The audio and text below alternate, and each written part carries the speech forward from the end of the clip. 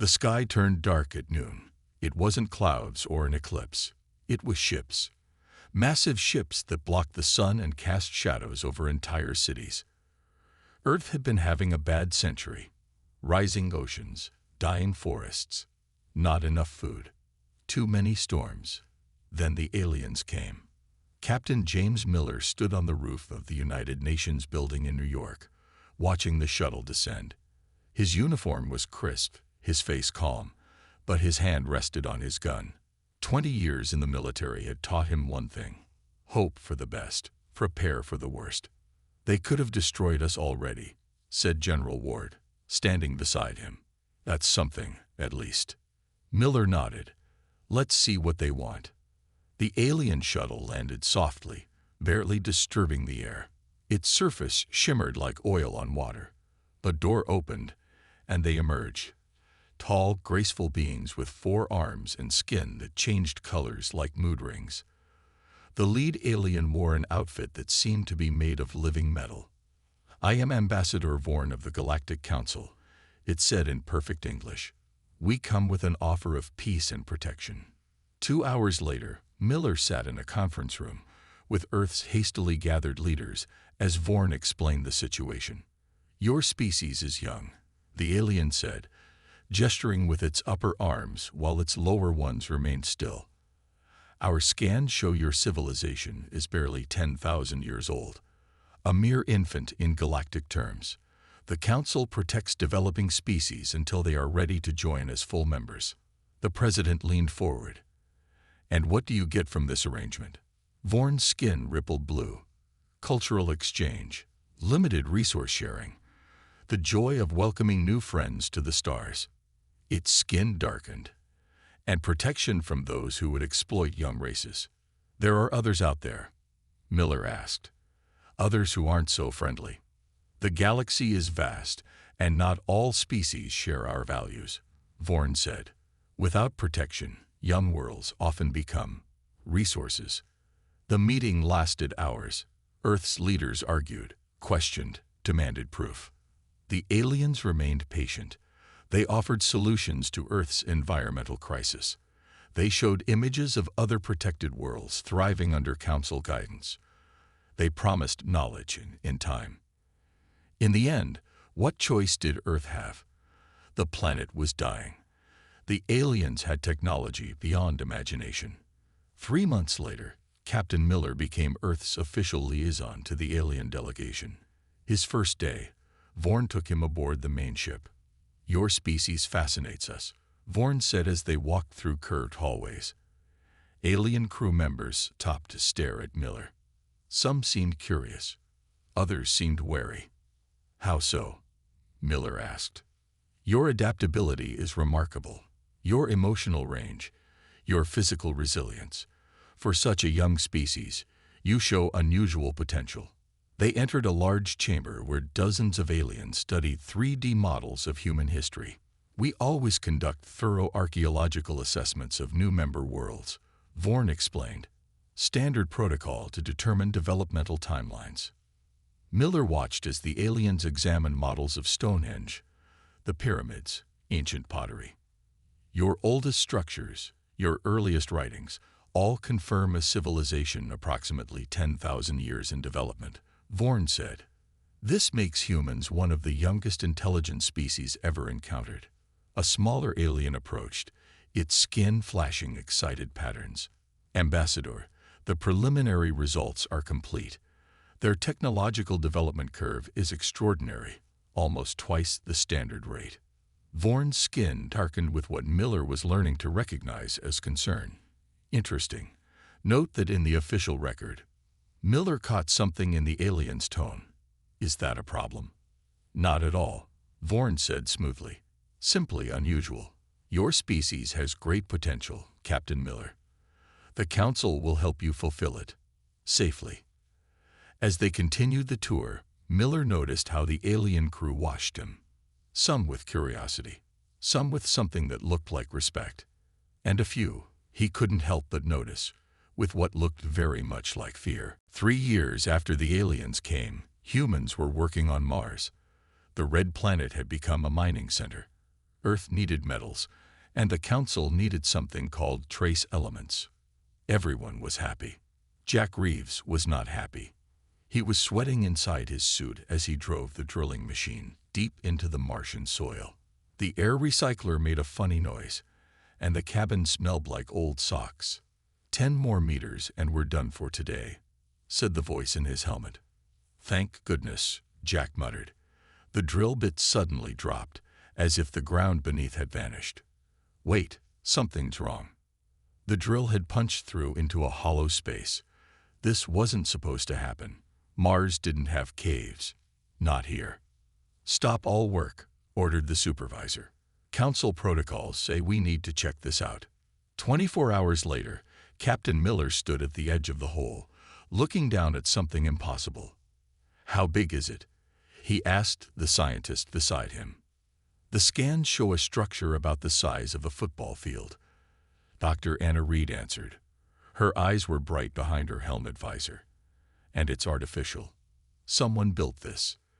They descended on cables into darkness. Their lights revealed smooth walls of a metal not found on any chart. And symbols that made Miller's heart beat faster. Those look like letters, he said. Human letters. Dr. Reed moved closer to the wall. Not just any letters. This is a variation of Proto-Sumerian script, but that's impossible. Why? Because this is at least 50,000 years old, according to our initial dating.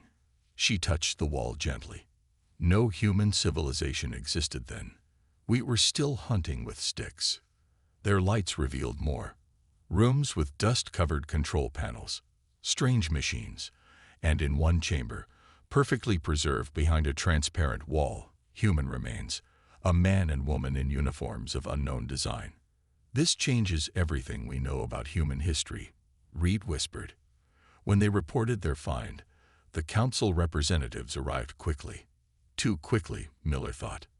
Ambassador Vorn examined the site with all 4 hands clasped tightly. Interesting, but surely a dating error. Perhaps 5,000 years old, not 50,000. Our equipment doesn't make errors that big, Reed argued. She had spent her career being laughed at by other scientists for suggesting ancient humans might have been more advanced than history recorded. Now she had proof. We will take over this investigation, Vorn said firmly. Council protocol for anomalous findings. Miller noticed how the alien's skin had turned a dark purple, a color he'd never seen before. Is everything okay, Ambassador? Perfectly fine. This is simply an unusual situation requiring careful study. That night, Miller couldn't sleep. He pulled up files on his tablet, reading about Dr. Reed.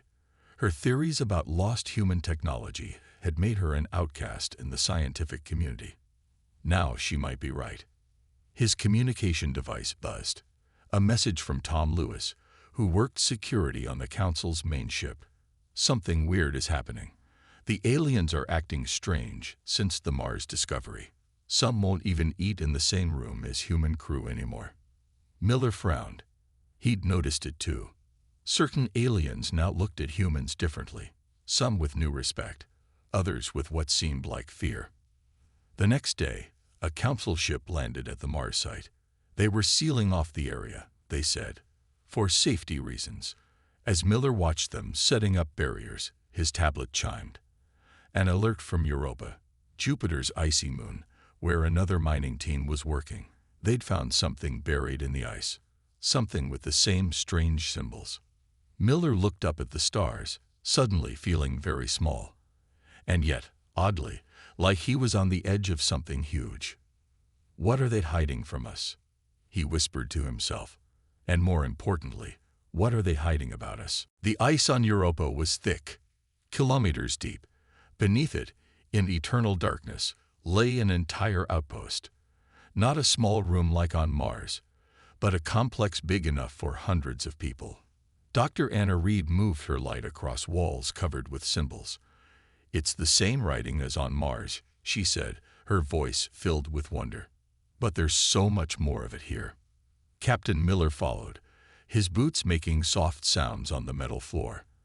The council had tried to stop them from coming, But Earth's leaders had finally pushed back.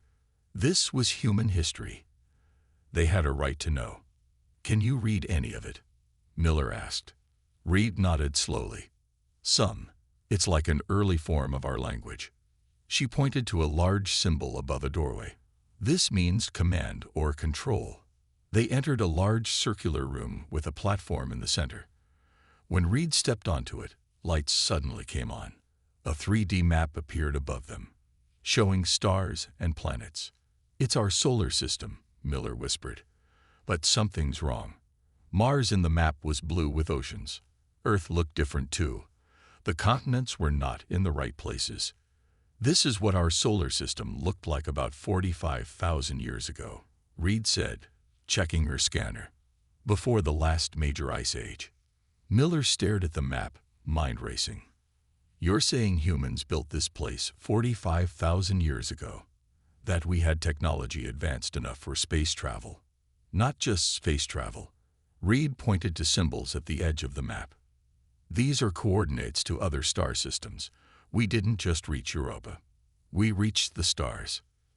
As they explored further, they found sleeping quarters, labs, and a room filled with pods. Most were broken, but one remained sealed. Inside was a book, an actual paper book, somehow preserved in the airless, frozen environment. Reed opened it carefully. "It's a log. A captain's log." Her hand shook as she turned pages. "It talks about something called the Severance. Some kind of disaster." She looked up at Miller, eyes wide.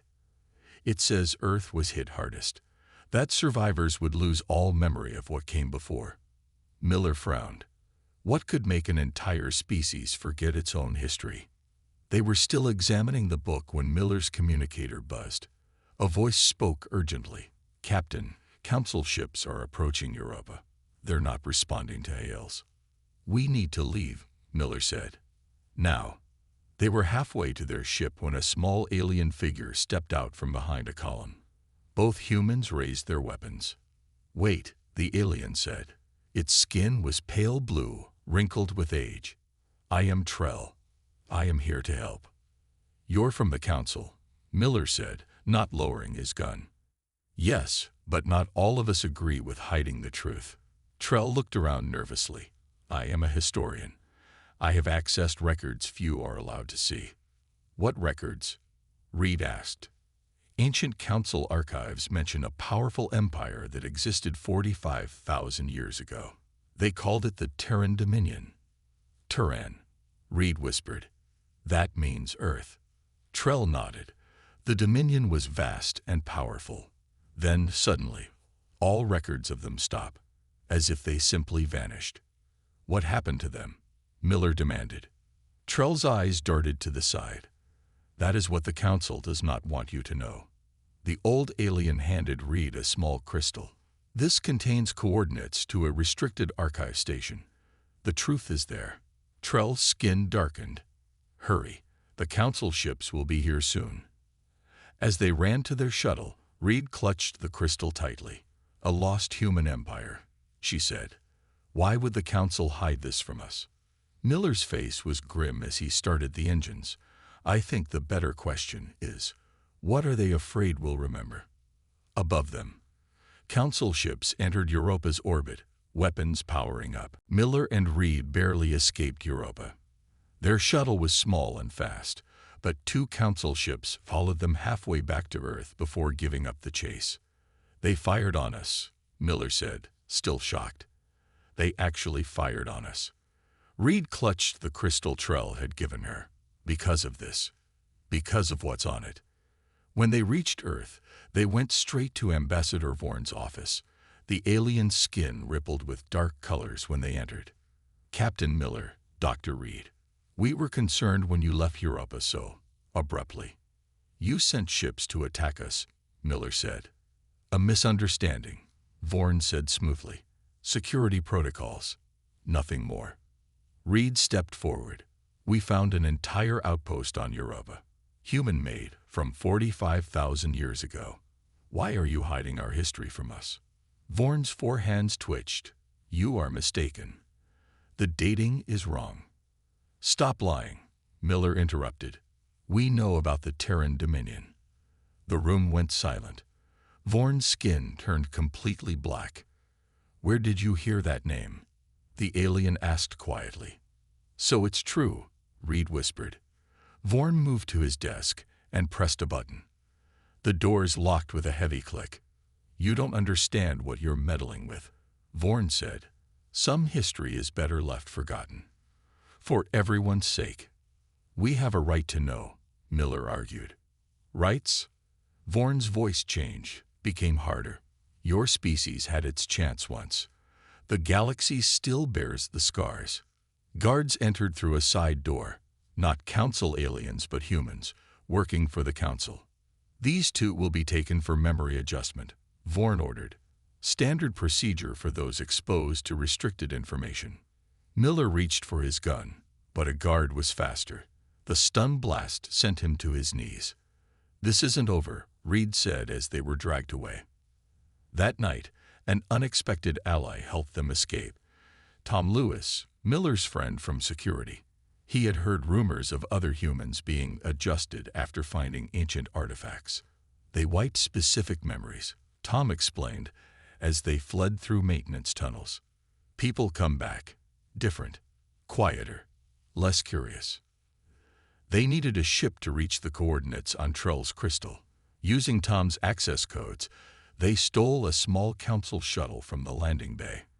"Can you fly this thing?" Reed asked as alarms blared behind them. Miller grinned despite everything.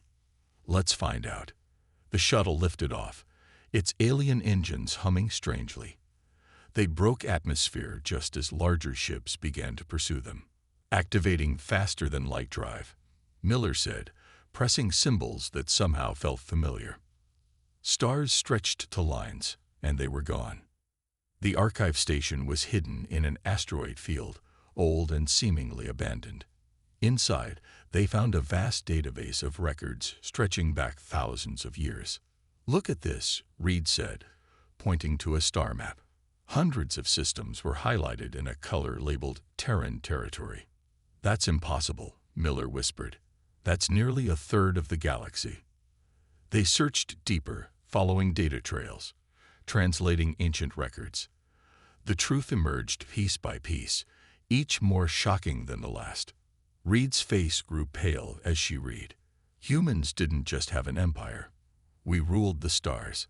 Our technology was beyond anything the Council has now." She looked up at Miller. "And then there was a war." "A war we lost?" Miller asked. "A war everyone lost." Reed's voice shook. "But the alliance that fought against us, the precursor to the current Council, they didn't just defeat Earth." She brought up an ancient record. It showed planets being bombarded, entire continents burning. "They bombed human worlds back to the Stone Age," Reed whispered. "And then they modified the survivors genetically to forget." She looked at Miller with horror. "They engineered us to forget our own history." Miller stared at the images, feeling sick. "Why not just wipe us out completely?" A new voice spoke from the shadows. "Because they feared us too much to let us die." Miller spun around, gun raised.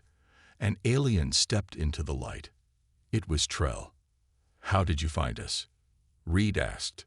"I placed a tracker in the crystal," Trell admitted. "I had to be sure you reached the truth safely." Miller kept his gun pointed at the alien. "Why are you helping us?" Trell's skin turned a soft blue. "Because history should not be buried. Because what was done to your people was wrong." The old alien gestured to the screens. "And because the Council grows corrupt with secrets and fear." Alarms began to sound. The station's sensors had detected approaching ships. "The Council found us," Miller said. "We need to leave." "No," Trell moved to a control panel. "The coordinates I gave you weren't just for this archive. There is another location." The alien's fingers moved over the symbols, a place even the Council fears to go. A new star map appeared, showing a system far from any known Council territory. "What's there?" Reed asked. "The last intact outpost of the Terran Dominion."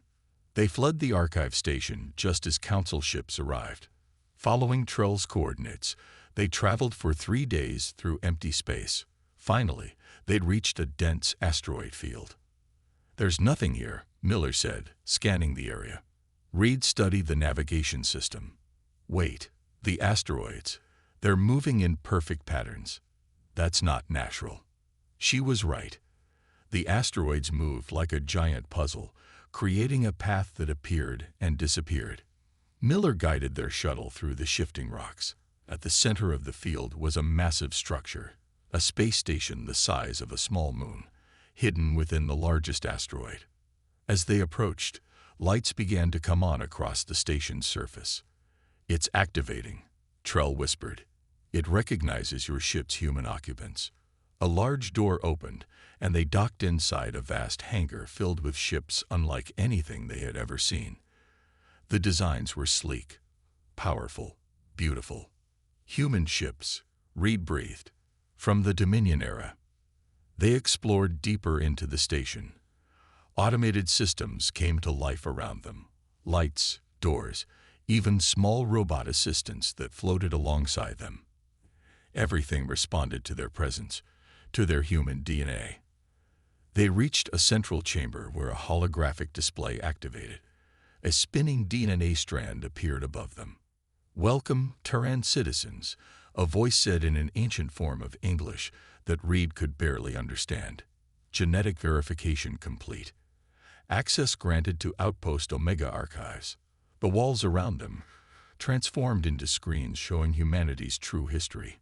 Earth was not humanity's birthplace. Humans evolved on a world called Originus, now a dead planet in a distant system. As humans spread through the stars, they established colonies on thousands of worlds, including Earth, which became a frontier outpost, far from the Empire's center. The Terran Dominion lasted for over 10,000 years. The computerized voice explained as images showed the rise and fall of human civilization. Its technological achievements remain unmatched. "But why were they so afraid of us?" Miller asked. "Why not just destroy us completely?" Trell pointed to another display showing detailed scans of human brains compared to other species. "Your neural pathways," the alien explained. "Human brains form connections in ways no other species can. You adapt, learn, and evolve faster than any race the Council has encountered." Reed studied the display. "They feared our potential." "Yes," Trell said. "For millennia, Council species have been selectively breeding themselves for stability and predictability. Meanwhile, humans evolved for adaptability and creative thinking." Miller walked to a different section of the room, where weapons and technology were displayed behind transparent barriers. "Is this stuff still working?" he asked. The computer responded, "All systems functional, awaiting authorized activation." Miller touched a control panel. It lit up under his fingers. "Reed," he called, his voice tight. "I think we just found a way to defend Earth." The journey back to Earth was tense. Miller and Reed had packed their shuttle with as much ancient technology as it could carry. Trell had stayed behind at the outpost, promising to secure it until they returned. "Will Earth's leaders believe us?" Reed asked, looking at the data crystals containing humanity's true history. Miller's face was grim. "They'll have to. The Council won't give us much time once they realize where we've been." They were right. As their shuttle approached Earth, they saw that the planet was surrounded by Council ships, more than ever before. A blockade. "Captain Miller, this is Earth Command." A voice crackled over the communication system. "The Council has issued serious charges against you. You are ordered to surrender immediately." Miller opened a channel to all Earth frequencies. "This is Captain James Miller. I have evidence that the Council has been lying to humanity about our history. They've hidden the truth from us for thousands of years." He sent copies of the archive data to every major government and news outlet on the planet. "Watch this before you decide what to do with us." For 3 tense hours, they orbited beyond the blockade, waiting. Then a new message came through, from the President herself. "Captain Miller, we've reviewed your evidence. Land at these coordinates. We'll protect you." As they descended toward Earth, Miller saw crowds gathering below. The truth was spreading fast. They landed at a military base where armed guards escorted them to an emergency meeting of world leaders. The room fell silent as they entered. "Is it true?" the president asked. "Everything in those files?" Reed nodded. "Yes, we were once a great civilization. The council feared us, defeated us, and made us forget." On screens around the room, news reports showed people reacting to the revelation. Some in shock, others in anger, many with a new fire in their eyes. A general stood up. "The council fleet is demanding we hand you over. They say you've accessed forbidden technology that could destabilize the galaxy." "They're afraid," Miller said. "They know what we found." The president looked at the ancient device Miller had brought, a small silver cube with glowing blue lines. "What is it?" she asked. "A key," Miller explained.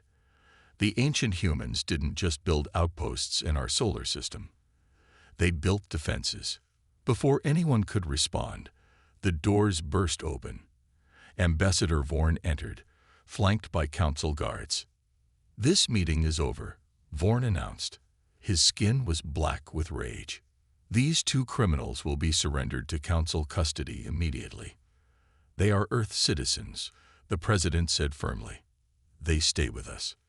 Vorn's eyes narrowed. "Then you leave us no choice." He raised a communication device. "The fleet has my orders. Either surrender these two and accept memory modifications for your entire population to forget these fantasies, or face orbital bombardment." The room erupted in angry shouts. The president raised her hand for silence. "Ambassador, we've lived peacefully with the council for years. Is this how you treat allies?" "You were never allies," Vorn hissed. "You were pets, carefully managed animals who forgot their fangs." He looked at Miller with hatred. "You have 1 hour to decide." After Vorn left, the room exploded with arguments. Some wanted to fight. Others said it was suicide. Miller stood up. "There is another option." He placed the silver cube on the table and pressed his palm against it. The cube opened like a flower, revealing a control panel inside. "What are you doing?" the president asked. "Activating what our ancestors left behind," Miller said, entering a code sequence Reed had discovered in the archives. For a moment, nothing happened. Then the ground began to shake. Around the world, in oceans, mountains, and deserts, massive structures began to rise, ancient defense platforms hidden by the original humans as a last resort. In orbit, enormous weapons platforms emerged from the dark side of the moon, from beneath Mars' surface, from the rings of Saturn, all powering up at once. The council ships suddenly found themselves surrounded. Miller looked at the stunned faces around him and smiled. "I think we're ready to renegotiate our relationship with the council." 1 year later, Earth was a changed world. Miller stood at the window of the new space station orbiting Earth. Workers in spacesuits moved around the hull of humanity's first new battleship. Its sleek design combined ancient Terran technology with modern Earth engineering. "Beautiful, isn't she?" Dr. Reed joined him at the window. Her new uniform showed her rank as Director of Reclamation, the organization tasked with recovering humanity's lost history and technology. "The asterisk remembrance asterisk," Miller said, reading the name painted on the ship's side. "A good name." In the years since they had activated the ancient defense system, everything had changed. The council ships had backed down, unable to penetrate the ancient Terran defenses that had sprung to life throughout the solar system. The negotiations that followed were tense but clear. Earth would no longer be a protected species. Humans would take their place as equals in the galaxy, with full access to their own history. "How are the terraforming projects going?" Miller asked. Reed smiled. "Mars already has breathable air in the northern valleys. The ancient technology is working even better than we hoped." She handed him a tablet. "Look at the medical advances. Diseases that killed millions are disappearing. The climate is stabilizing. We've done more in 1 year than in the previous century." Not everything was perfect, though. The council had splintered after the truth about humanity came out. Some species wanted peace and cooperation with the reawakened humans. Others feared the return of the Terran Dominion and were preparing for war. "Ambassador Lai is waiting for us," Reed said. "The colonial survey team is ready to depart." They walked through the station to the meeting room, where Earth's new ambassador to the council waited. Around the table sat representatives from various nations, along with a few friendly alien species who had broken with the council to ally with Earth. "Admiral Miller." Lai greeted him. Miller was still getting used to his new rank. "The team is prepared to visit Alpha Centauri. The ancient records show it was once a major human colony." Miller nodded. "Just exploration, Ambassador. Make that clear to everyone. We're not looking to rebuild an empire." After the meeting, Miller and Reed walked to the observation deck. Below them, Earth shone blue and green. In orbit around it, ships moved like stars, some human, some belonging to their new allies. "Do you ever wonder if we're making a mistake?" Reed asked quietly. "Learning all this technology so quickly." Miller understood her concern. The archives showed that the ancient Terran Dominion had not always been peaceful. Some records hinted at dark chapters in human history, wars of conquest, experiments that should never have been conducted. "That's why we need people like you," Miller said, "to make sure we learn from the past, not just repeat it." A young officer approached them with a message. "Sir, we've received a transmission from Outpost Omega. Trell has found something important." On the main screen, the old alien's face appeared. Behind him stood a group of other aliens, representatives of species Miller had never seen before. "These people come from the Outer Rim," Trell explained. "They have been waiting for humanity's return for 40,000 years. They were your allies in the final war." A tall, elegant alien stepped forward. "We are the last of those who stood with the Terran Dominion against the Council's ancestors. We have kept the old promises. We have waited." Miller and Reed exchanged glances. There was still so much to learn, so much they didn't know about their own past. "Tell them," Miller said, "that humanity remembers its friends, even if we're still remembering ourselves." As the sun set on Earth below them, lights came on across cities worldwide. For the first time, in 45,000 years, humans looked to the stars not as newcomers, but as those returning home. On the hull of the Remembrance Asterisk, workers had added a final touch, an ancient Terran motto recovered from the archives. "From dust we rose, through fire we were tempered, and to the heavens we returned. Unbowed, unbroken, eternal."